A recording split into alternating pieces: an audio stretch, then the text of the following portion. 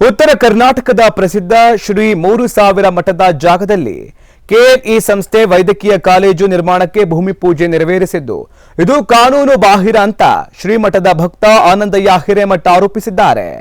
ನಗರದಲ್ಲಿಂದು ಮಾತನಾಡಿದ ಅವರು, ಹುಬ್ಬಳ್ಳಿಯಲ್ಲಿ ಶ್ರೀಮಠವು ಕೆಎಲ್ಇ ಸಂಸ್ಥೆಗೆ ವೈದ್ಯಕೀಯ ಕಾಲೇಜು ನಿರ್ಮಾಣಕ್ಕೆ ಭೂಮಿಯನ್ನ ದಾನವಾಗಿ ನೀಡಿದೆ. ಇದು ಕಾನೂನು ಬಾಹಿರವಾಗಿದೆ.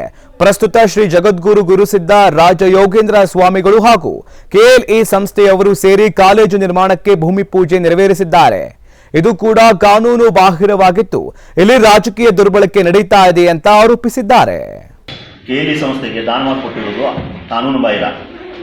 ಈಗಾಗಲೇ ಸುಪ್ರೀಂ ಕೋರ್ಟ್ನಲ್ಲಿ ಮಠದ ಆಸ್ತಿಯನ್ನು ಯಾವುದೇ ರೀತಿ ಪರಭಾರೆ ಮಾಡಬಾರದು ಅಂತ ಹೇಳಿ ಆರ್ಡರ್ ಆಗಿದೆ. ಆದರೂ ಕೂಡ ಇವರು ಕೆಎಲ್ಇ ಸಂಸ್ಥೆಗೆ ಅದನ್ನು ದಾನವಾಗಿ ಕೊಟ್ಟಿದ್ದೀವಿ ಅನ್ನೋದು ಕಾನೂನು ಬಾಹಿರ. ಇದು ಅಕ್ಷಮ ಅಪರಾಧ. ಆಮೇಲೆ ಇದು ಕಾನೂನು ನಿಂದನೆಯೂ ಕೂಡ ಆಗುತ್ತೆ. ಆದ ಕಾರಣದಿಂದ ನಮ್ಮ ಒತ್ತಾಸೆ ಏನಂತಂದರೆ ಆ ಜಾಗೆಯನ್ನು ಕೂಡಲೇ ಮಠ ವಾಪಸ್ ಪಡ್ಕೋಬೇಕು. ಆಮೇಲೆ ಕೆಎಲ್ಇ ಸಂಸ್ಥೆಯವರು ನ್ಯಾಯಸಮ್ಮತವಾಗಿ ನ್ಯಾಯಾಲಯ ಗೌರವ ಕೊಟ್ಟು ಅದನ್ನು ವಾಪಸ್ ಕೊಡಬೇಕು.